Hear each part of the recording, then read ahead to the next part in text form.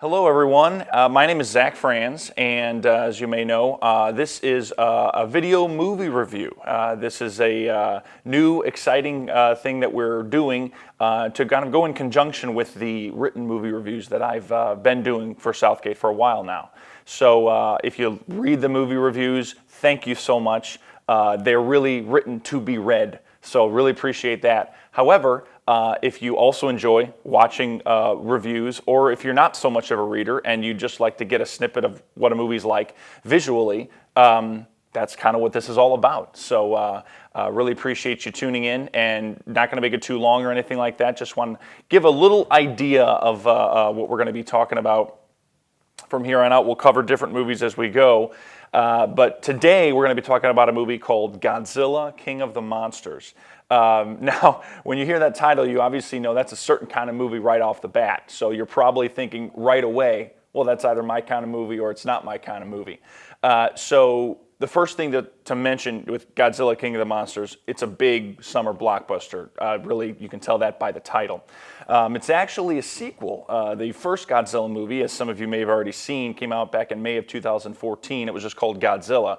In my opinion, it was a very good movie. Godzilla, King of the Monsters, what it attempts to do is take from the original Godzilla movie and break off and kind of expand the universe. It wants to be bigger, it wants to be louder, it wants to have more action. With the cast, Godzilla King of the Monsters, the cast is really good. You've got actors like Kyle Chandler, Vera Farmiga, a young actress named Millie Bobby Brown, who some of you, if you've seen the show Stranger Things, will recognize. It's a really good cast, but the funny thing is you don't notice them at all.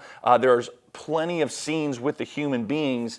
It's like they're acting a bunch, they're not doing anything. Really, this movie is like a by-the-numbers monster movie. So again, it's going to give you that monster action, but it doesn't really give you anything else. The human interaction is bland.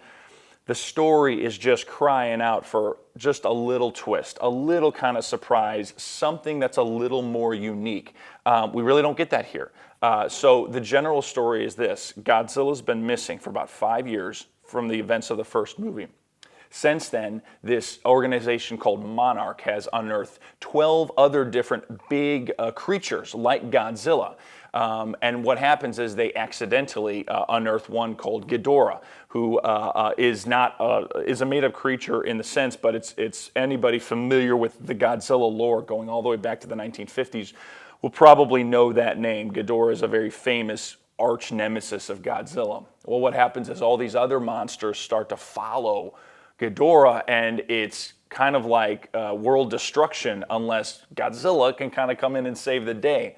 So Godzilla and the human race are kind of like frenemies in this story. The humans don't know whether to trust Godzilla or not. That interplay is actually really interesting.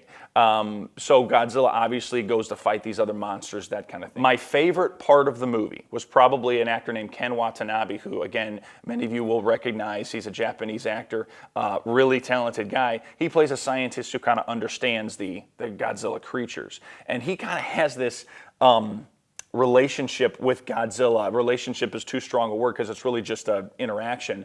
But there's just a little bit of depth and there's a little bit of emotion there. And that's really all we get in the whole movie. And so that's why that's kind of special. One of my big laments is that most of the movie is filmed at night. It takes place at night, and a lot of it in the rain. And I guess my problem with that is that it makes it harder to actually see these monsters. When we go to see a movie called Godzilla, we want to be able to see the monsters, right? I mean, that's the whole point. So I almost wish more of it would have taken place in the daylight, in the sunshine, so we could actually see more easily what was going on.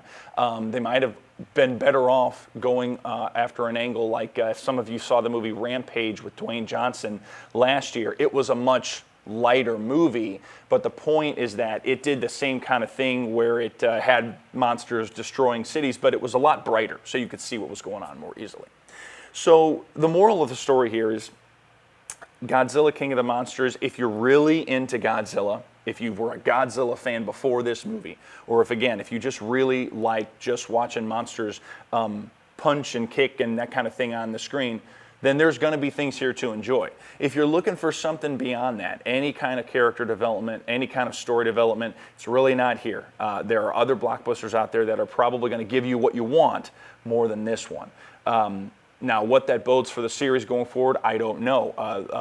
The movie's been out for a couple weeks now. Didn't do that great in the theaters, so the question of whether we'll see a Godzilla King Kong movie in the future where they're together is probably up in the air. So if you are a fan of that, we'll cross our fingers for you. But I think the moral of the story here is that as much as there is spectacle, as much as there is lots of action going on, these days, this day and age, you've got to give your audience a little something more. It's got to be, again, talking about that story or that character. Doesn't have to be really deep, but it's got to be something different. Just some kind of angle that we can all latch onto, that we can all relate to. So that's Godzilla King of the Monsters. Again, hopefully that helps you know whether or not you want to see it, whether in the theater or it'll be out on video soon. If you've already seen it, maybe that'll line up with your thoughts. Maybe you disagree. Maybe you thought it was a much better movie than that. So that's the idea behind these video movie reviews. So hopefully you enjoyed that as much as I enjoyed talking to you. This is what I love, so I appreciate you letting me have this dialogue with you, and look forward to bringing the next one to you as well. So until then, my name's Zach Franz, and thanks for watching this first video movie review.